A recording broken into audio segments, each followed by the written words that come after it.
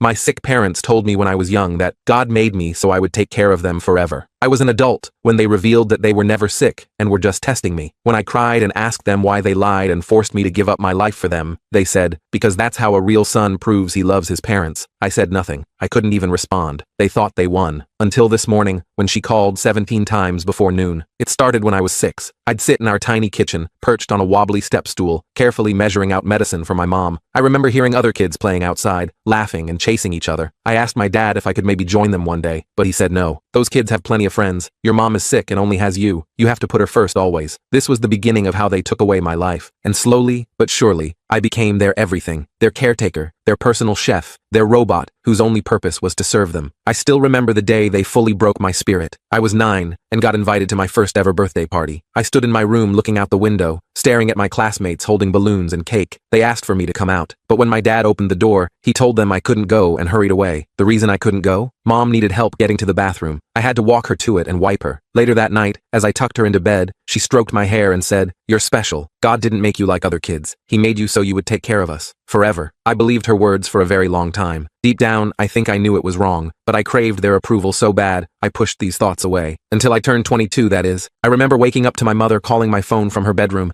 demanding I make her breakfast because she's too ill. That's when it hit me. The manipulation, the isolation, everything. I realized I was a failure who let them manipulate me. I wasn't a victim. I was a spineless coward. I'd missed out on my high school graduation because dad had chest pains. I gave up a college scholarship because mom would starve if I didn't make her dinner. Even my first serious girlfriend walked out after realizing I put my parents first. I knew I had to find a way to escape, and that's when a miracle happened. I worked at a local pharmacy around this time. It wasn't my dream job, but I knew a lot about medications, having spent my whole life sorting pills for mom, and my manager noticed how much I knew. One day, he introduced me to this doctor who was running this program to get people into studying pharmaceutical science. This kind of program would have been a dream come true. I wanted to take it, but the problem was, of course, my parents. I remember being scared of telling them at first, but then this feeling came over me, and I realized I needed to do this. If I didn't, I'd regret it forever. And so, I told them about the offer. I told them we could look into professional care for them since I'd be gone. I even offered to pay for most of it because they always said we were poor. But of course, my mom broke into tears, crying that she'd die alone. And as she cried, Dad gave me that cold, disappointed stare and said, "After everything we've done for you, this is how you repay us." I didn't even say a word back. For the first time in my life, I didn't give in. And over the next few weeks, I started researching programs for them. And while doing so, I looked into their finances. That's when I found it. Their savings could cover professional caregivers. My face went pale. I had asked them about getting caregivers a lot when I was younger, but they always said they couldn't afford it. Turns out they could. They just wanted me kept on a leash. That was my final straw. At least I thought it was. My actual final straw came later that night. It was just a few days before I had to give my answer regarding the pharmaceutical program, and conveniently, Mom had a health scare. She tried to hold my hand and began trembling, talking about how this might be it for her, but I didn't react. That's when she told me that same old line, "You promised you'd never abandon us." That did it. I felt a rush of energy I'd never had before, but I didn't yell or get angry. Instead, I spoke calmly, telling them every single thing I'd given up for them. I told them they were failures as parents, and that if God is real, He'll punish them for using His name to do what they did to me as a child. Mom sobbed dramatically, and Dad turned silent, but it didn't work. I refused to back down. The next morning, I called the doctor and accepted. I packed my bags while my mom cried, but I didn't feel a thing, until just before I left, because that's when they sat me down and dropped the biggest bombshell of my life. Turns out, they were never sick, at least not to the level they claimed to be. They could have managed their whole life without me. They just didn't want to. According to them,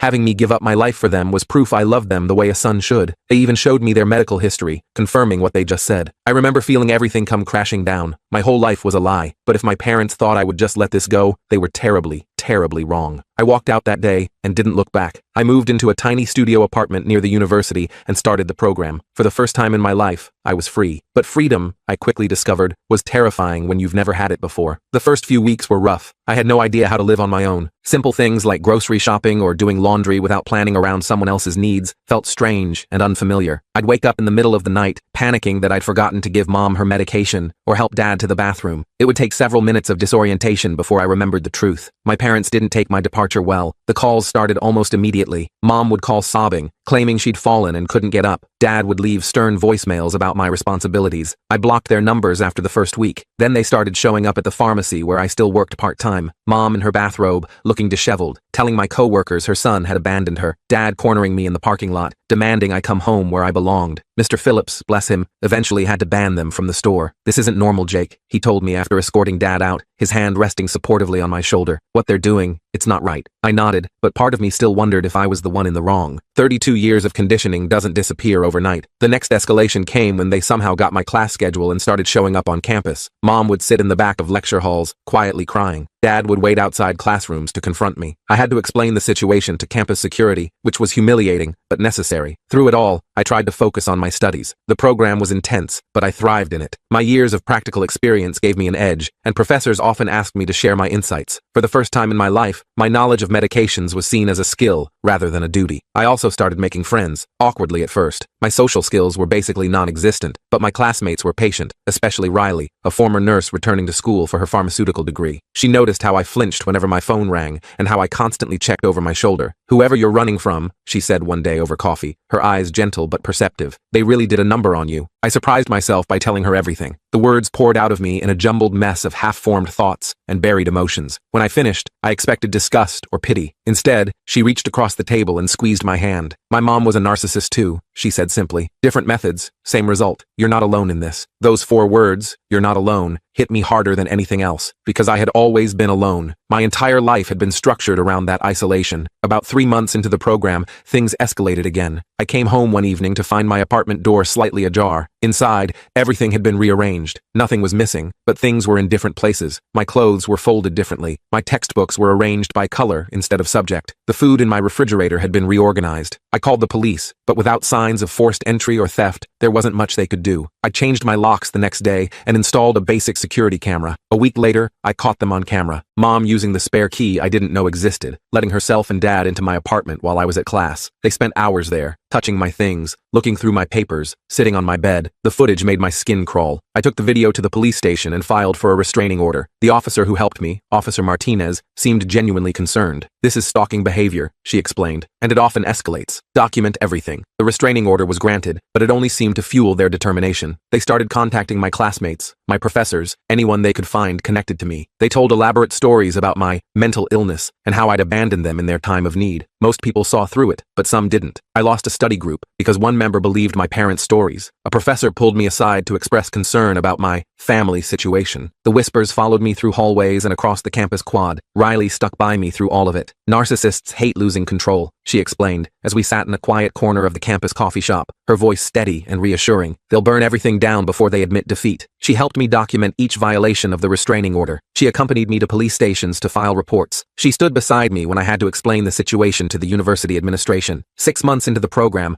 I thought things were finally calming down. The calls had stopped. The accidental run-ins at grocery stores and coffee shops had ceased. I started to relax a little, to believe maybe they'd finally accepted my decision. Then I got the call from the hospital. "Your father's had a heart attack," the nurse told me. "Your mother asked us to contact you." I felt that familiar pull of obligation, that deeply ingrained response to their needs. But I also felt suspicious. I thanked the nurse and said I'd be there soon. Before going to the hospital, I called Dr. Reeves. He'd become something of a mentor to me, and I trusted his judgment. "It could be legitimate," he said cautiously, "but given their history, I'd verify everything before making any decisions." At the hospital, I found Mom in the waiting room, sobbing dramatically. She threw herself at me, clinging to my shirt. "He's dying, Jake," she wailed. "He's dying, and it's all your fault. The stress of you abandoning us did this to him." I gently detached myself and approached the nurse's station. I asked about my father's condition, explaining that I needed to verify the information due to a complicated family situation. The nurse looked confused. "Your father is stable," she said. "He had some chest pain, but all tests came back normal. It wasn't a heart attack. He's being discharged within the hour." I thanked her and turned back to Mom, who was watching me with calculating eyes. She knew I'd caught her in another lie. "You were always too smart for your own good," she said, her voice suddenly cold and hard. "We gave you everything, and this is how you repay us." I walked away without responding. In the parking lot, I called Officer Martinez to report another violation of the restraining order. She suggested I consider pressing charges for harassment. The thought of taking my parents to court made me physically ill. Despite everything, some part of me still couldn't fully accept that they were doing this deliberately, that they weren't just confused or misguided. That changed the following week, when I received an email from the university administration. They were investigating a complaint about academic dishonesty. Someone had reported that I was cheating on exams by using my pharmacy knowledge to access test materials in advance. The accusation was absurd, but it required a formal review. I had to meet with the Academic Integrity Committee, provide character references, and defend my academic record. It was humiliating and terrifying. If found guilty, I would be expelled from the program. During the investigation, it came out that the complaint had been filed by concerned parents who claimed I had admitted to cheating during a family dinner. They had even provided fabricated text messages as evidence. Thankfully, the committee saw through it. My consistent academic performance, combined with statements from professors who vouched for my integrity, cleared my name. But the damage was done. The whispers grew louder, the sidelong glances more frequent. "They're trying to destroy what they can't control," Riley said when I told her about it, her voice tight with anger on my behalf. Classic, narcissistic behavior. I was beginning to understand that this wouldn't end until I took definitive action. The restraining order wasn't enough. Documentation wasn't enough. I needed to expose them completely. That night, I started compiling everything. Medical records showing their actual conditions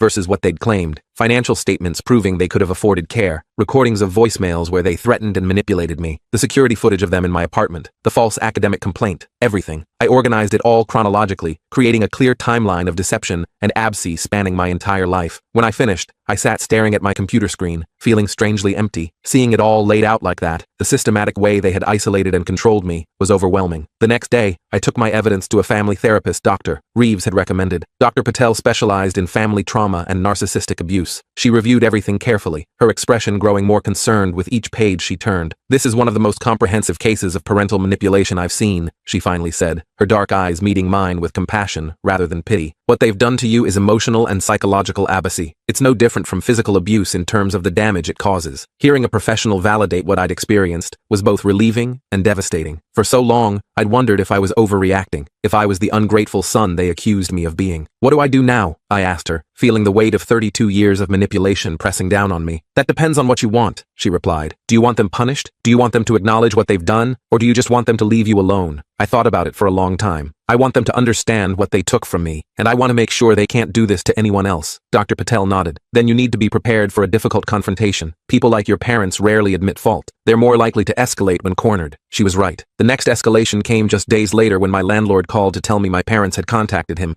claiming I was suicidal and needed intervention. He'd almost called emergency services before deciding to check with me first. I thanked him for his caution and explained the situation briefly. He was understanding but concerned. "I can't have this kind of drama associated with my property," he said apologetically. "Your lease is up in 2 months. I don't think I'll be renewing it." I understood his position, but it was another blow. I'd have to find a new place to live while managing classes, work, and my parents' ongoing harassment. That evening, Riley came over to help me search for new apartments. We were scrolling through listings when my phone rang with an unknown number. Against my better judgment, I answered it. It was the director of the pharmacy program, Dr. Reeves. His voice was tense. "Jake, I need you to come to my office tomorrow morning. There's been an incident." My stomach dropped. "What kind of incident?" He hesitated. "Your parents came to my office today. They had some concerning documents. We need to discuss this in person." I hung up feeling suck. Riley put her arm around my shoulders. "Whatever it is, we'll handle it," she promised. The next morning, I arrived at Dr. Reeves's office to find not just him, but the dean of the pharmacy school and a university lawyer waiting for me. On the desk between us was a folder. "Your parents provided these yesterday," Dr. Reeves said, pushing the folder toward me. "They claim these are records of you stealing medications from your previous pharmacy job to supply their needs." I opened the folder with trembling hands. Inside were prescription records with my name as the dispensing pharmacist for medications I'd never handled. There were even photos, clearly doctored, showing me pocketing pill bottles. "These are fake," I said immediately, my heart pounding in my chest. I was never authorized to dispense medications. I was a technician, not a pharmacist, and half these medications aren't even stocked at the pharmacy where I worked. The dean nodded. "We suspected as much. The timestamps on some of these records show you dispensing medications during hours when class attendance records show you were here." Relief washed over me. "They're trying to get me expelled." "More than that," the lawyer interjected. "These accusations, if taken seriously, could result in criminal charges. This goes beyond harassment, Mr. Mitchell. This is attempted defamation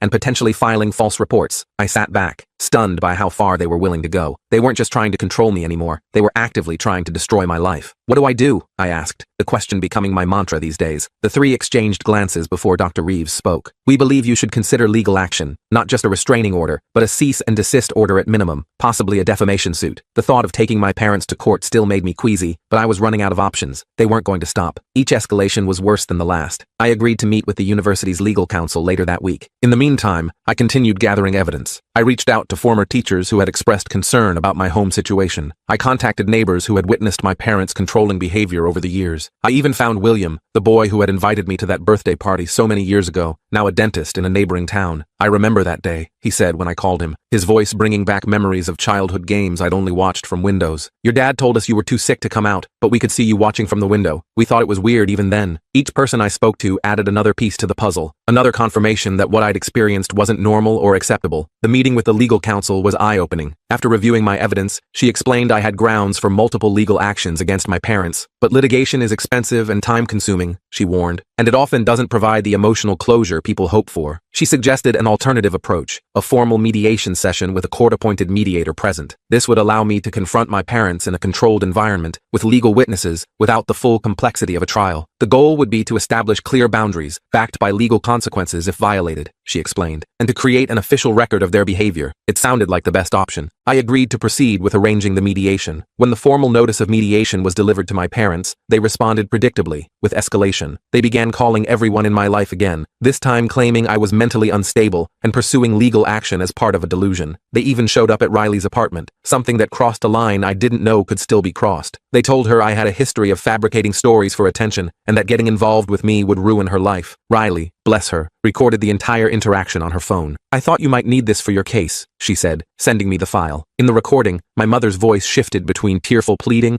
and cold manipulation in the span of seconds. My father made veiled threats about Riley's academic future. It was chilling to hear them interact with someone else the way they had always interacted with me. The day of the mediation arrived. I dressed carefully in a button-down shirt and slacks, wanting to present myself as the responsible adult I had become despite their efforts. Riley drove me to the courthouse, squeezing my hand before I went inside. Remember, they have no power over you anymore, she said, no matter what they say or do in there. The mediation room was small and sterile, with a long table and uncomfortable chairs. The mediator, Ms. Winters, was a stern-looking woman with gray hair and sharp eyes. She explained the process briefly before my parents arrived. When they walked in, I felt that old familiar tightness in my chest. Mom looked frailer than I remembered, leaning heavily on a cane I'd never seen before. Dad had lost weight, his clothes hanging loosely on his frame. It was a calculated appearance, I realized. They were playing the roles of abandoned, sickly parents. Ms. Winters introduced herself and outlined the purpose of the mediation. My parents nodded along, occasionally glancing at me with hurt expressions. Then it was my turn to speak. I had prepared what I wanted to say, but facing them directly made the words stick in my throat. I took a deep breath and reminded myself of Riley's words. They had no power over me anymore. For 32 years, I began, my voice steadier than I expected. You convinced me that my purpose in life was to take care of you. You isolated me from friends, education, and normal experiences. You manipulated me into believing you were too suck to care for yourselves, when medical records show that was a lie. I laid out my evidence methodically, just as I had organized it. Medical records, financial statements, witness accounts, the fabricated cheating accusations, the doctored pharmacy records. With each new piece of evidence, my parents' expressions shifted from injured innocence to cold anger. When I finished, Mom immediately burst into tears. How can you say these horrible things? She sobbed, her body shaking with what I now recognized as performative grief. After everything we've done for you, Dad leaned forward, his voice low and threatening. You've always had an overactive imagination, Jake. These delusions of yours are concerning. It was exactly what I expected. Denial, deflection, attacking my credibility. Ms. Winters intervened. Mr. and Mrs. Mitchell, I've reviewed the evidence your son has provided. These are not delusions. These are documented incidents. For the next 2 hours, we went back and forth. My parents denied everything, even when faced with irrefutable evidence. They claimed documents were forged, witnesses were mistaken, and I was the one manipulating everyone. He's always been troubled, Mom insisted, her voice taking on that martyred tone I knew so well. We sacrificed everything for him, and this is how he repays us. The mediation was going nowhere. My parents refused to acknowledge any wrongdoing. They rejected every proposed boundary. They insisted I needed to come home where they could help me. Finally, Ms. Winters called a brief recess. In the hallway, she pulled me aside. They're not going to concede anything, she said frankly. People with their psychological profile rarely do. We need to focus on establishing legal boundaries regardless of their agreement. When we returned to the room, Ms. Winters presented a formal document outlining restrictions. No contact with me, my friends, my employers, or my educational institutions. Any violation would result in legal consequences, including potential arrest. This isn't a negotiation, she explained when my parents began to protest. These terms will be submitted to the court regardless of your agreement today. Dad's face turned red with anger. You can't do this. He's our son. We have rights. Your rights don't include harassment, stalking, or defamation, Ms. Winters replied calmly. Mom tried a different approach, turning to me with tears streaming down her face. Jake, sweetie, you know we only want what's best for you. We're your parents. We love you. For a moment, I felt that old pull, that lifetime of conditioning telling me to give in, to take care of them, to be the good son they wanted. But then I remembered everything they'd taken from me, everything they were still trying to take. If you loved me, I said quietly, you would want me to be happy. You would want me to have my own life. We gave you everything, Dad shouted, slamming his hand on the table. Everything. And this is how you repay us? I looked at him calmly. You gave me nothing. You took everything. and I'm taking it back. The mediation ended with my parents storming out, refusing to sign the agreement. But as Ms. Winters assured me, their signature wasn't necessary. The court would issue the order based on the evidence. As I walked out of the courthouse, I felt lighter somehow. Not completely free. I knew this wasn't truly over, but lighter. Riley was waiting for me, her face anxious. "How did it go?" she asked. I took a deep breath. "Exactly as expected. They denied everything, played the victims, and refused to sign anything." She nodded, unsurprised. "So what happens now?" "Now," I said, taking her hand. "I keep living my life, and they have to live with the consequences if they try to interfere again." The court order came through 2 weeks later. It was comprehensive. No contact with me directly or indirectly, no contact with anyone associated with me, and they had to stay at least 500 feet away from my home, workplace, and the university. I felt relieved when I got the official document, thinking maybe now they'd finally back off. I was wrong. The very next day, I found a letter slipped under my apartment door. No envelope, just a folded piece of paper with my mom's unmistakable handwriting. It was filled with the usual guilt trips about how I was killing them with my selfishness and how God would punish me for abandoning my parents. I took it straight to Officer Martinez, who documented it as a violation of the court order. "We'll give them an official warning," she told me, "but if it happens again, we can arrest them." I nodded, but I didn't feel good about any of this. Despite everything, the thought of my parents being arrested made me feel suck. Riley noticed my mood when I met her for coffee later. "You still feel guilty," she observed, studying my face with concern. "After everything they've done." I stirred my coffee absently. 32 years of conditioning doesn't disappear overnight. She reached across the table and squeezed my hand. "No, but it gets easier. Trust me." For a few days, things were quiet. I focused on my classes, threw myself into studying, and tried to build something resembling a normal life. Riley and I started dating officially, which felt both terrifying and wonderful. I'd never had a real relationship before, and I was constantly afraid I'd mess it up by being too needy or too distant. "Just be yourself," Riley would tell me. "That's all I want." The problem was, I didn't really know who myself was. I'd spent my entire life being what my parents needed me to be. Finding my own identity was a daily struggle. Then the calls started coming to the pharmacy where I worked. Hang-ups at first, then breathing, then finally my mother's voice, alternating between sobbing and threatening. Mr. Phillips installed caller ID after the third call and blocked their number. "These people are unbelievable," he muttered after hanging up on my dad. "No offense, Jake. None taken," I assured him. "I know exactly what they're like." The next escalation came when they somehow found Riley's parents' phone number. They called them late one night, telling elaborate lies about me being violent and unstable. Thankfully, Riley had already told her parents about my situation, so they recognized the manipulation immediately. My dad told them if they called again, he'd report them to the police, Riley told me the next morning. They hung up pretty quick after that. I felt a wave of gratitude toward Riley's family. They'd welcomed me without hesitation, included me in dinners and family game nights. Her mom, Barbara, even started sending me home with leftovers, insisting I was too skinny. It was my first experience with normal family dynamics, and it was both comforting and painful to see what I'd missed. The violations continued, each one documented and reported. Letters under my door, calls to my workplace. Once, they even approached a classmate in the parking lot, trying to get a message to me. Officer Martinez was growing increasingly concerned. "This pattern of escalation is troubling," she told me after the 5th violation. "They're not respecting the legal boundaries at all." I knew what she meant. Each violation was bolder than the last, as if they were testing how far they could push before facing real consequences. The answer came 3 days later when I walked out of my pharmacology class to find them waiting in the hallway. My heart nearly stopped when I saw them. Dad looked angry, his face flushed red. Mom was crying, of course, clutching a handkerchief dramatically. Before I could react, they approached me, ignoring the other students streaming past. "Jake, this has gone far enough," Dad said, his voice carrying that familiar threatening tone. "You need to come home now." I backed away, bumping into other students. "You can't be here. There's a court order." Mom reached for me, her thin fingers like claws. "We're your parents. No court can keep us from our son." By now, people were staring. I felt panic rising in my chest, that old familiar feeling of being trapped. Then suddenly, Dr. Reeves was there, stepping between us. "Mr. and Mrs. Mitchell, you need to leave immediately," he said firmly. "Campus security has already been called." Dad tried to push past him. "This is family business. Stay out of it." Dr. Reeves didn't budge. "This is university property, and you're harassing a student. That makes it my business." Security arrived moments later, followed by actual police. My parents were escorted off campus, screaming about their rights and how I was brainwashed. I stood there shaking until Riley arrived, having heard about the commotion from another student. "Are you okay?" she asked, wrapping her arms around me. I wasn't okay. I was humiliated, terrified, and angry all at once, but I nodded anyway, letting her lead me to a quiet bench outside the science building. Officer Martinez called me that evening. "They've been arrested for violating the restraining order," she explained. "They'll have a bail hearing tomorrow morning." I felt that familiar twist of guilt. "What happens now?" "That depends on whether you want to press charges," she said. "Given the pattern of harassment, the DA might pursue charges regardless, but your testimony would make the case stronger." I thought about it all night. The idea of testifying against my parents in court made me physically ill, but the alternative was letting them continue their harassment until something worse happened. In the morning, I called Officer Martinez and told her I would testify if needed. She sounded relieved. "You're doing the right thing, Jake," she assured me. "Sometimes the only way to stop this kind of behavior is with serious consequences." My parents were released on bail with electronic monitoring bracelets and strict orders to stay away from me. For a few blissful weeks, it worked. I didn't receive any letters or calls. They didn't show up at my workplace or the university. I started to relax a little, to believe maybe they'd finally gotten the message. Then one evening,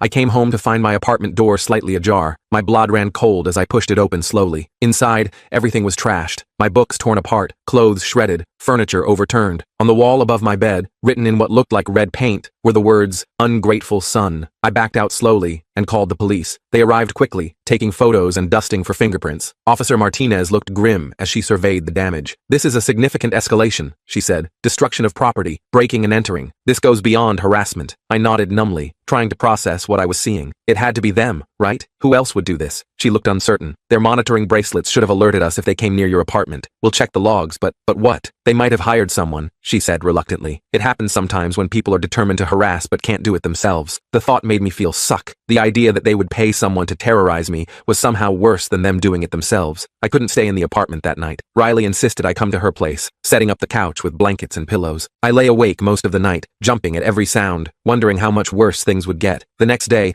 Officer Martinez called with news. "We checked the monitoring logs. Your parents haven't left their house in 3 days, so they hired someone," I said, feeling that suck feeling again. "Maybe," she said. "Or maybe it was someone else entirely. Do you have any other enemies we should know about?" I didn't. My entire life had been so isolated that I barely knew anyone outside of school and work, let alone had enemies. But then a thought occurred to me. "My dad has a brother," I said slowly. "Uncle Taylor. They've always been close. I haven't seen him in years, but..." Officer Martinez made a note. "We'll look into it. In the meantime, you should stay somewhere else until we can secure your apartment better." I ended up staying with Riley for the next week, while my landlord installed better locks and a security system. The investigation revealed it was indeed my uncle who had broken in, acting on my parents' instructions. They had called him repeatedly from their landline, which wasn't monitored like their cell phones. Both my parents and my uncle were arrested. This time, bail was denied due to the escalation of their behavior. The district attorney decided to pursue criminal charges for harassment, stalking, breaking and entering, and destruction of property. The trial was set for 3 months later. In the meantime, I tried to focus on my studies and rebuilding my life. I found a new apartment in a secure building with cameras and a doorman. Riley helped me furnish it with secondhand furniture and cheerful posters that made it feel like a real home. Dr. Patel, the therapist, became a regular part of my life. Our weekly sessions helped me process the years of manipulation and begin to understand who I was outside of my parents' influence. "Recovery isn't linear," she reminded me often. "There will be good days and bad days. The important thing is that you're moving forward." And I was. Slowly, painfully, but definitely forward. I made friends in my program. I discovered I enjoyed hiking and photography. I learned to cook simple meals instead of just preparing food for others. Small steps toward a normal life. The trial itself was both worse and better than I expected. Worse because sitting in the courtroom watching my parents glare at me from the defendant's table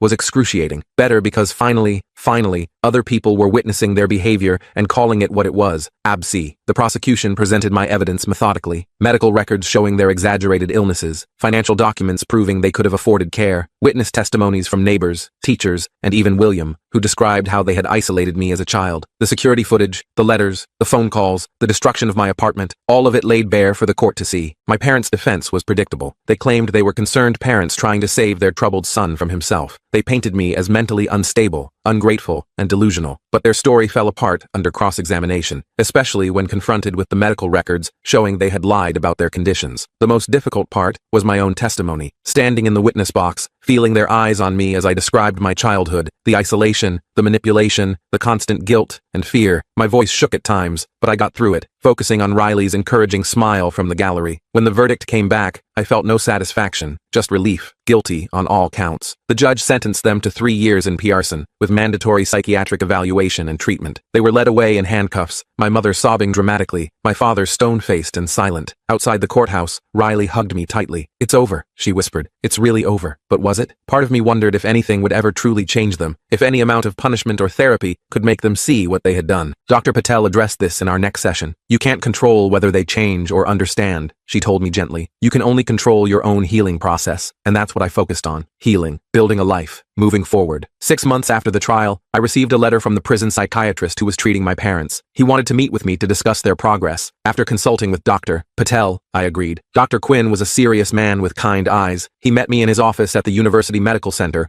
offering me coffee before getting to business. Your parents have been diagnosed with shared delusional disorder, he explained. It's rare, but it happens sometimes in close relationships where one person's delusions are adopted by another. I nodded, not really surprised. Can it be treated? To some extent, he said carefully. Your father is responding well to medication and therapy. He's beginning to recognize the harm they caused. Your mother is more resistant. He paused, studying my face. They've expressed interest in family therapy with you. My immediate reaction was absolute refusal. After everything they'd done, why would I subject myself to more manipulation? I'm not suggesting you do it, Dr. Quinn clarified quickly. I'm simply passing along the request. The decision is entirely yours. I told him I'd think about it, though I was pretty sure my answer would be no. When I discussed it with Riley later, she was supportive, but cautious. Whatever you decide, I'm with you, she said. But don't do it out of obligation or guilt. Do it only if it helps your healing. Dr. Patel had similar advice. There's no right or wrong answer here. Some people find closure through confrontation. Others find it by moving on completely. I thought about it for weeks. What did I want? Closure? An apology? Some acknowledgement of the harm they'd caused? Or did I just want to move on with my life and leave them in the past? In the end, I decided to meet with them once, with both Dr. Quinn and Dr. Patel present. Not for their sake, but for mine. To say the things I needed to say, face to face, without court procedures or legal language between us. The meeting was set for a Tuesday afternoon. I was nervous all morning, changing my shirt 3 times before Riley finally took my hand and told me to breathe. Remember who you are now, she said, not who they tried to make you. The Pearson meeting room was small and sterile. My parents were already there when I arrived, sitting side by side at a metal table. They looked different, older, smaller somehow. Dad had lost more weight. Mom's hair had gone completely gray. Dr. Quinn introduced Dr. Patel, explaining she was there to support me. Then he stepped back, giving us space to talk while remaining present. For a moment, no one spoke. Then Dad cleared his throat. You look well, he said awkwardly. I nodded but didn't respond. I had prepared what I wanted to say, and small talk wasn't part of it. I'm not here for reconciliation, I began, feeling my heart race but keeping my voice steady. I'm here to tell you that despite everything you did to me, I'm building a good life. I'm succeeding in my program. I have friends, a relationship, a future. All the things you tried to take from me. Mom started to interrupt, but Dr. Quinn gently stopped her. Let him finish. I don't hate you, I continued. Hate would mean you still have power over me. I don't forgive you either, at least not yet. Maybe someday. But right now, I just want you to know that you failed. You didn't break me. You didn't keep me. I'm free, and I'm never going back to that life. Dad looked down at his hands. We thought we were protecting you, he said quietly. The world seemed so dangerous. No, I said firmly. You weren't protecting me. You were controlling me. There's a difference. Mom was crying now. Real tears for once. Not the dramatic sobs she usually produced. We love you, Jake. We always loved you. I shook my head. That wasn't love. Love doesn't take. Love doesn't isolate. Love doesn't manipulate. What you did was the opposite of love. We talked for another hour. They tried to justify their actions. They expressed regret, though it seemed more about getting caught than about what they'd done. Dad showed more insight than Mom, acknowledging that their behavior had been wrong, even if he still struggled to fully understand why. At the end, as I stood to leave, Mom asked the question I'd been expecting. Will you come back? Will you visit us again? I looked at her, this woman who had stroked my hair and told me God made me special to take care of them, who had stolen my childhood, my education, my chances at happiness, who had tried to destroy my new life when I finally escaped. I don't know, I answered honestly. That depends on you, on whether you truly understand what you did and take responsibility for it, not just in words, but in actions. As I walked out of that room, I felt something shift inside me. Not forgiveness, not yet, but maybe the beginning of closure, the start of truly putting the past behind me. Riley was waiting outside, as she promised she would be. She didn't ask questions, just hugged me tightly. Let's go home, she said. Home. Such a simple word, but it meant everything to me now. Not the prison of my childhood, but the place I was building for myself. A place of freedom, of choices, of possibilities. As we walked to the car, I looked back at the prison building one last time. My parents would be in there for 2 more years. What happened after that was up to them. Whether they changed or not, whether they ever truly understood what they'd done, none of that determined my future anymore. I was free, and I was never going back.